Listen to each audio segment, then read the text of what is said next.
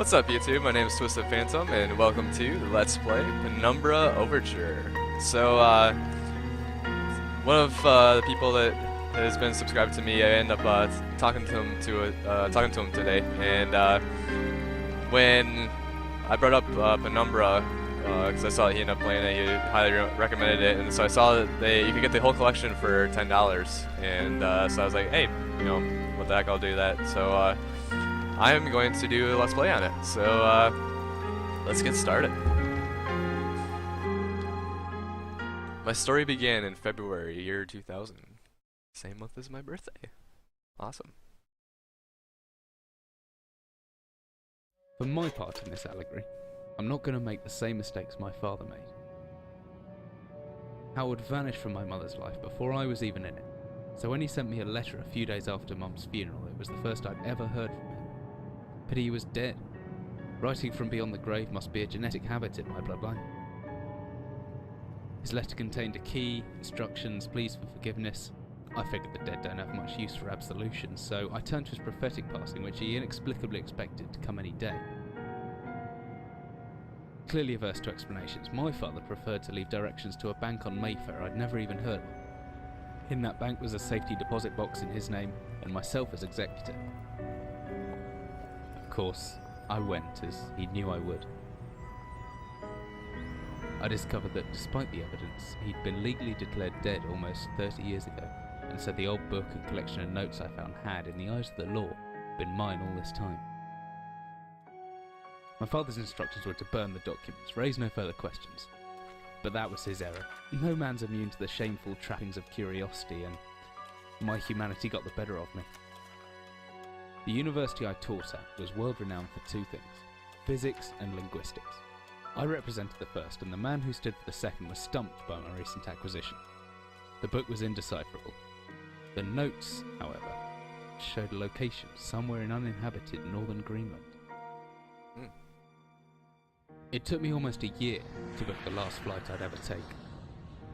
As I watched civilization disappear along with Heathrow, I realised my father had disappeared 3 decades ago, almost to the day, and I considered in turn what it was that I was leaving behind. We landed on a strip of ice a few feet wide, and within minutes I was pulling away on a chartered boat, beginning the 12-hour journey that would lead me into my past.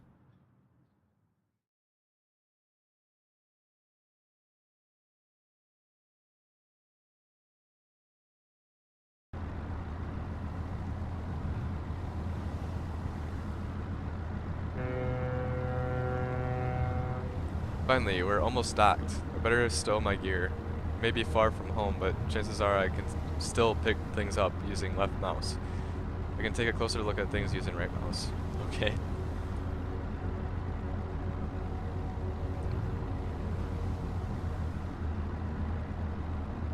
Whiskey.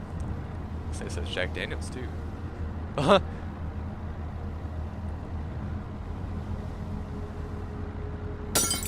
Oops. Oh well. I'm certain this map's a good decade or so out of date, but landmarks don't change much in Greenland, so I've got a pretty decent idea of where I'm heading. A good scientist always keeps a pen and paper handy just in case.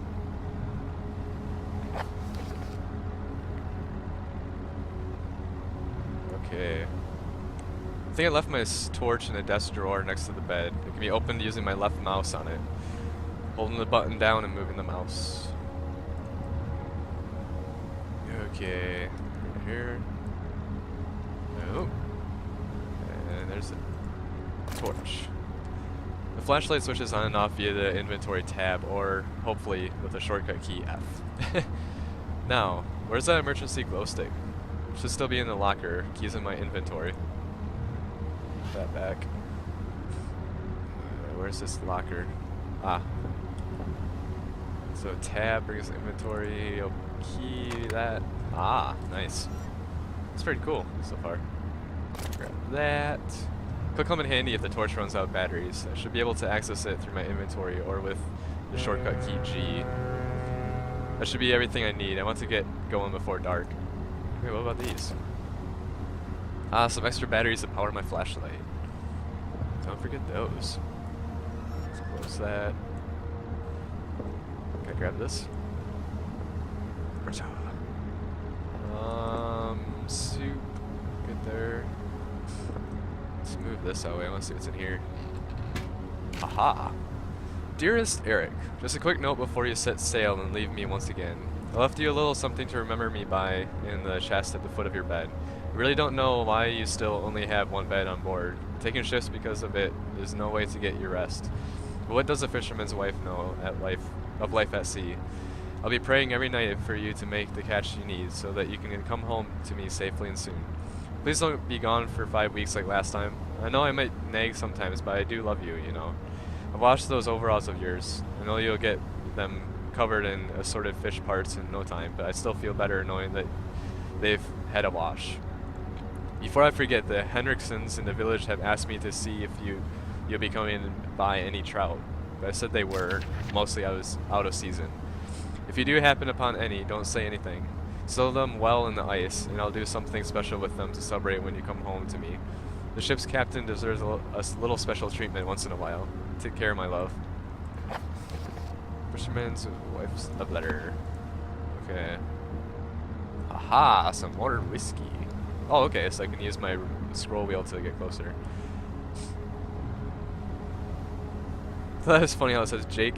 Was it Jake Daniels instead of Jack Daniels? So cool. Well, let's get going. As I stepped off the boat, setting out into the blizzard that had formed around me, I realized how utterly devoted I've been to the discovery of my father's past. I had no idea what to expect. Soon enough, my concerns were justified. I don't know whether I lost my orientation or my spirit first, but I lost feeling in my extremities soon after. I knew hypothermia was setting in. I started looking for shelter.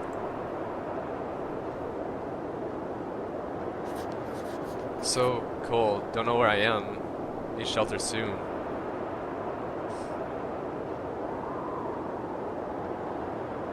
Guess I'm going this way.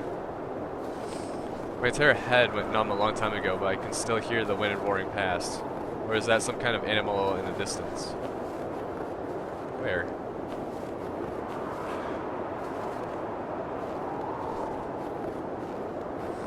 Aha! What? What the hell is that? I don't care. I need shelter. Looks frozen shut. Need something to break it. Okay, grab one of these.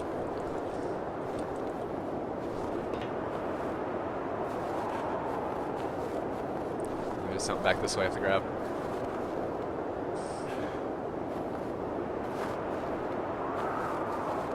Ah.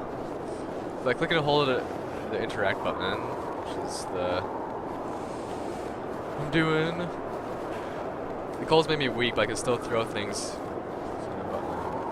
And chuck it. Aha! Twist. Which way do I go? This way? Oh, that wasn't it. Or was it?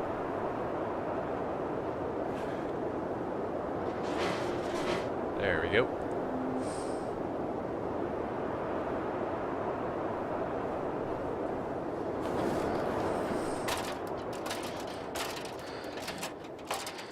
It's a little dark in here, wouldn't you say?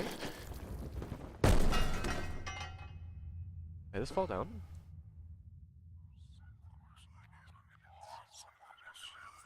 Flashlight! Flashlight! The heck is that? Jesus, my head. Can't believe I fell that far and survived. Although, looking around, maybe I didn't. What is this place? Oh, that's a little deep. Flashlight? Ah.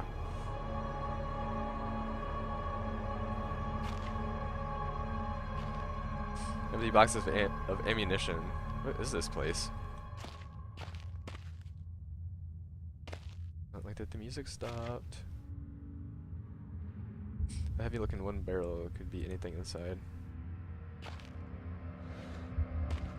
Oh, what's this? Flare. Hello? That's a good hammer.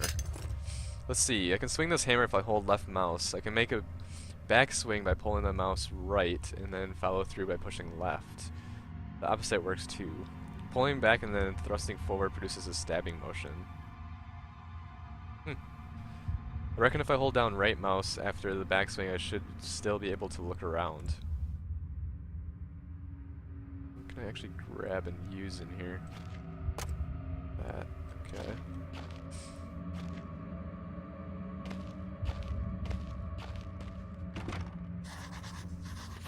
It's stuck. There must be something in the way. Can I use the hammer for... I don't even know how to switch. Ah, there we go. Oh. Oh. How does this work? Ah. Ah. Oh, that's cool. Ah. Ah. Is that working? Yeah. Ah. I don't know if that's even working.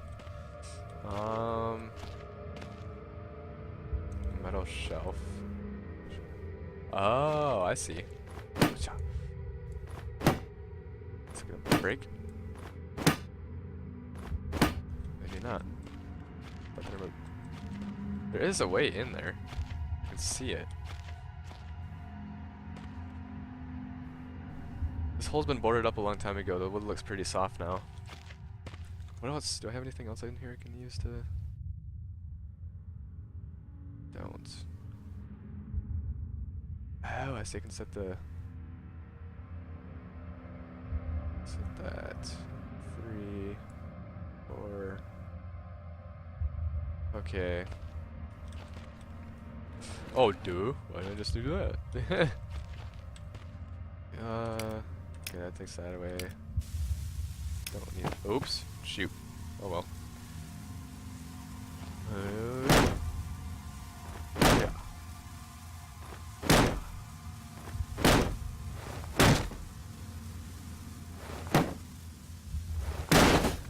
There we go.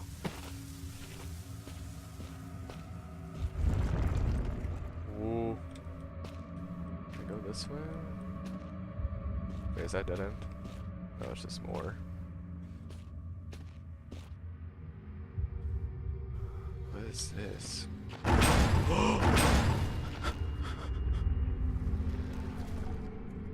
No! I'm not letting you out. This looks like some kind of industrial mechanism, although there's a hole in the center and no way to operate it. Oh, I don't want to.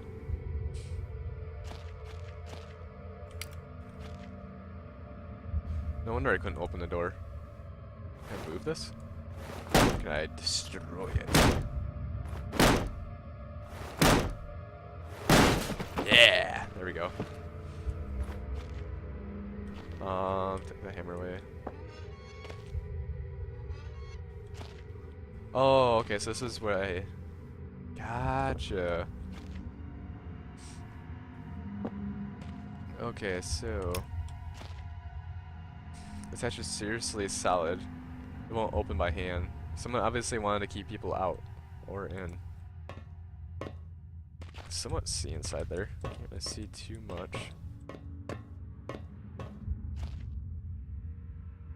I obviously can't. Do I have anything to? No, I don't. Can I get back in here? I have to just go on the other side. Because there's more ways of getting in. There are more places to go, I should say. So I could go this way instead. Wait. What?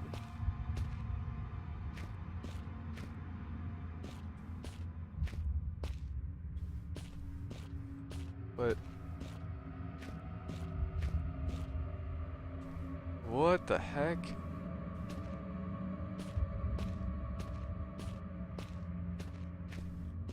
Oh, I see. Okay, that makes sense now. That was kind of tricky. Maybe if I take...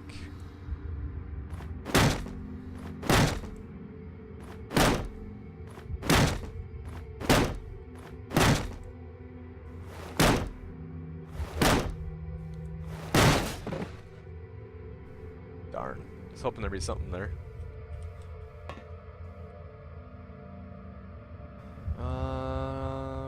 I do? Is there anything to...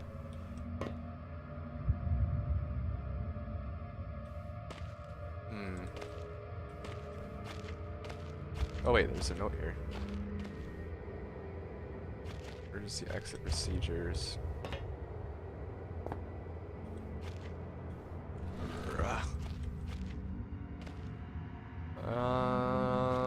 Let's try destroying the... Maybe one of these barrels will have something in it. And that.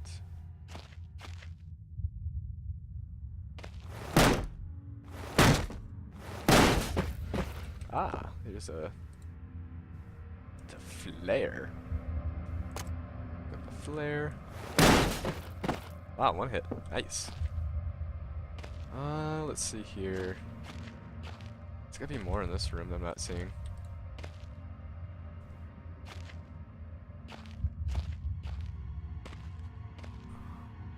These shelves are as old as everything else around here.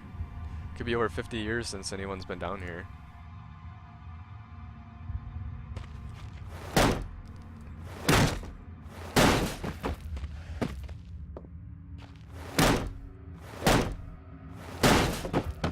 Aha.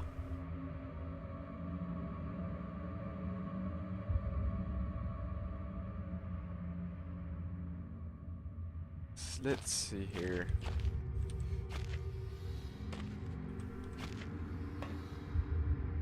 Nothing. Guessing you can't destroy these. That'd be kind of ridiculous.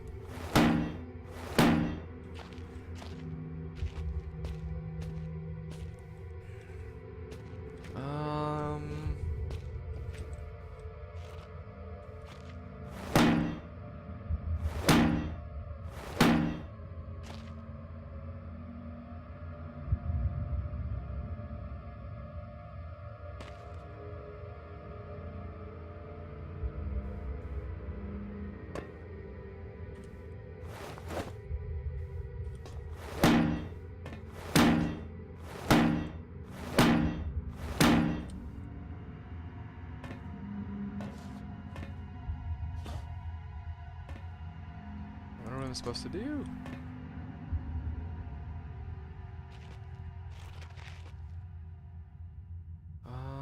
There's gotta be something. What am I missing? Wait. Oh, what the heck? How did I not see this? Steel rod. Ta-da!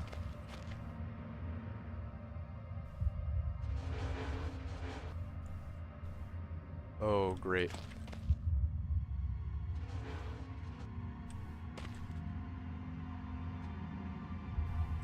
Well, here we go.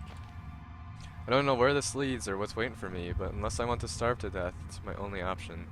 Besides, maybe this place has something to do with my father. Whatever I was descending into, it was 100 feet below ground, protected by 2 solid metal hatches located in a remote Arctic wilderness and buried beneath the snow. I didn't know what to expect, but it made me feel something I hadn't felt since I was a child. Had never given it much thought before, but I realized that our entire society is a network of safety nets, emergency services at the end of a phone line, health and safety in the workplace, friends, family, lovers. All there. If something goes wrong, part of a carefully designed structure to prevent all but the most mundane of emotions. Once again, I felt like I did when I was in school, surrounded by a closing ring of older kids, knowing anyone that might help me. Friends, parents, teachers were too scared or too far away. Jotted down a note just in case. The entrance to the cave has caved in. There must be another way out. There could be anything living down here. Heroics are for Hollywood actors and fairy tales. I'm not taking any chances. If I face off against anything down here, I won't last a second. Caution and stealth are my only defenses now. If anyone or anything hears me, I'd be best off staying low and out of sight until I know whether or not it's a threat. Crouching by pressing left control will give me the chance to hide in the shadows. I'll know I've got it right because of the blue tint to my vision. Plus, I should be quiet enough that I won't be heard unless something's right on top of me. Better remember to shut off my light sources, though. Great, am I gonna see something now then? Is this me getting a warning? My best bet is to hide for a couple of seconds or so, perfectly still. That'll make me properly hidden. Yeah, you're setting me up for being ready to hide. Great.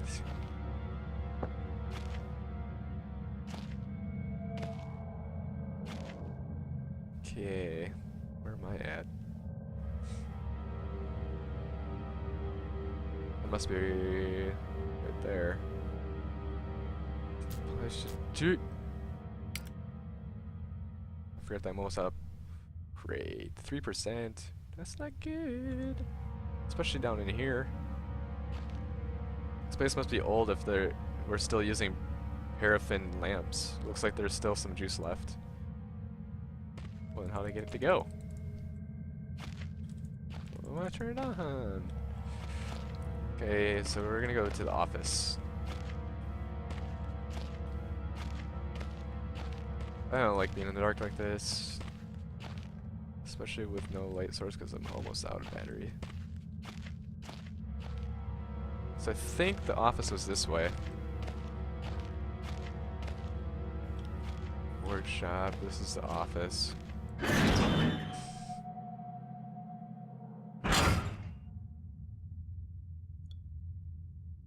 This doesn't look so scary. Extra. 15th August 1945. Command Bunker, Emergency Airstrip Zulu, Weekly Report. Another unremarkable week in Greenland. Regular supply shipment received, standard emergency drills carried out, routine runway maintenance completed. I have ordered maintenance to be carried out twice weekly from here on in due to increased snowfall. 1 wounded. The 1 wounded figure is no cause for concern back in London. The Germans haven't extended their front line by 4,000 miles. 2 of my men were caught manufacturing cherry bombs in our workshop armory and succeeded in blowing off a couple of fingers. I take partial responsibility for this in that I allowed them access to the demolitions manual we keep in the storeroom, and I'm sure that's where they learned the ingredients. As a precautionary measure, I have now locked up that manual in the chest in my office and will keep the key on my person at all times. Needless to say, both men have been disciplined and the injured man has been sent home for medical care. I cannot help but think the more suitable punishment would have been for him to stay out here, but the matter is out of my hands. The space is so disconnected sometimes. I feel as if this war could end, and we might not even hear about it out here. Supplies requisition order. Dynamite for excavation purposes. 7 bayonets. Not necessary in my opinion, but procedure states we should have a full complement. 1 industrial ice pick for removing the damn ice that forms on the external hatch. And 1 pair of reading glasses, category 7C. In order for myself. My glasses are in rather a poor state of repair and could do with replacing. Reconditioning of the mine continues to progress. The structure is being fortified from potential bomb damage, and excavation of previously caved-in areas is going ahead. 1 point of curiosity is some kind of archaeological find, an artifact buried in the earth and discovered by one of the work teams. Later this evening, after martial duty, I shall take a closer look at the artifact. It appears to be man-made and may have working parts inside. I shall remove what looks like the front cover and see if I can't discover the source of the light which constantly emanates from it. Chief NCO M. Major.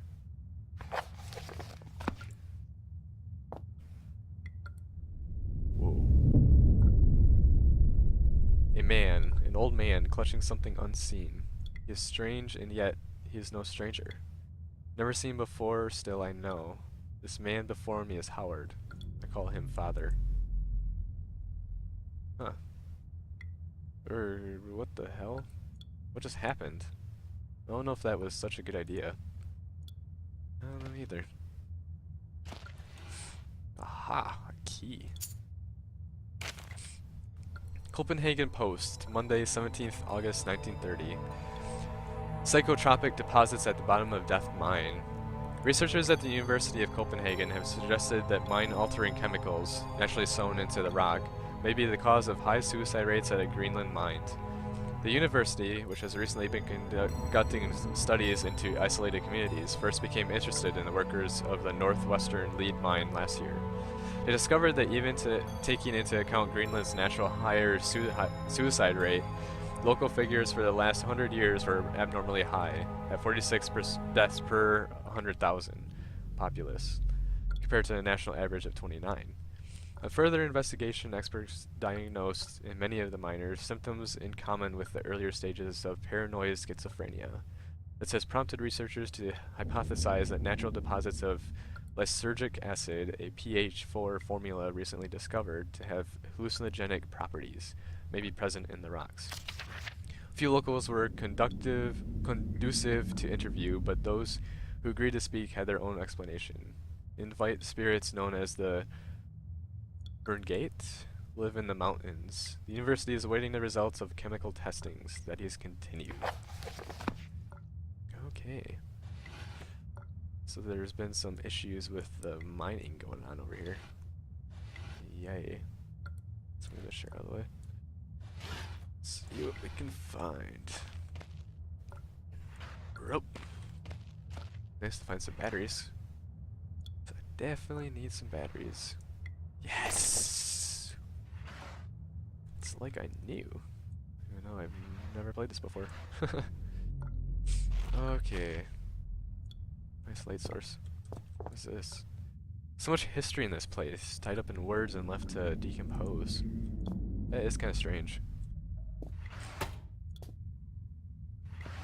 Why leave so much behind? Okay, let's get, okay, so I already put the batteries in. Smaller key for locker container. What is that? Typewriter.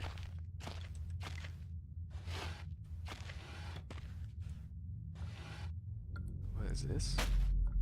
Beef jerky, nice. Why does he love beef jerky? Nothing. I like the Amnesia feel to this. It has a lot of things that are similar to Amnesia, and still it's a lot different. Is this the container? Yeah, it needs a key, okay. I'm gonna check these first before I do that.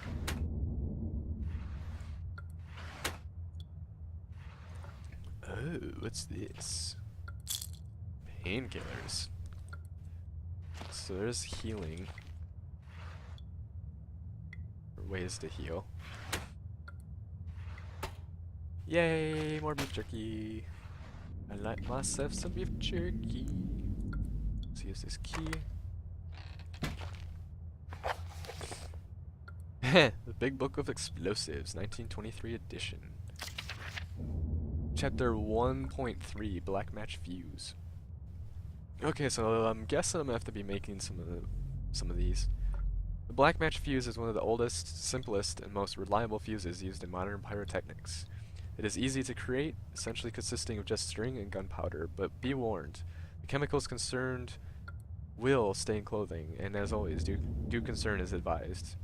Materials required, which is string, preferably cotton, black gunpowder, and backstrand. So I got the backstrand already. That was what I picked up on the table. Didn't know what I was actually grabbing, but the string should be coated with a thin layer of backstrand, which acts as an adhesive. The string is then carefully rolled in the gunpowder and left to dry at least a couple of minutes before use.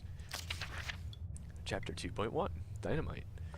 Invented by Alfred Noble in 1866, dynamite is commonly used in construction, mining, and demolition. It has proved for safer to handle than alternatives such as pure nitroglycerin, provided that it has been properly stored.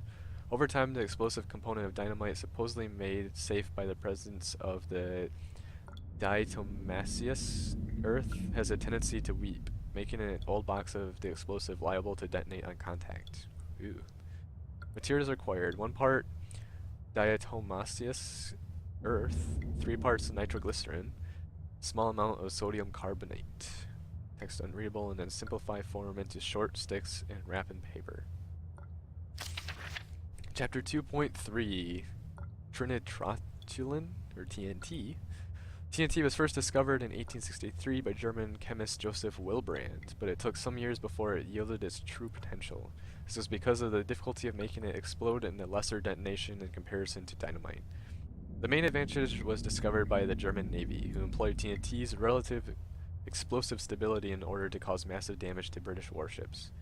Their torpedoes could be detonated inside a ship's armor rather than exploding on contact as did other shells.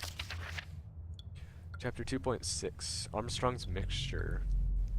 Armstrong's mixture is included in this book as more of a point of interest than as a viable chemical mix. The formula exists as somewhat of a legend in modern pyrotechnics, referenced by those knowledgeable enough to stay away from it as death mix. Its incredible volatility makes it unsuitable for almost all potential applications. Materials required: red phosphorus and Bervim? This mixture can be carefully and slowly mixed to minimize risk to the chemist.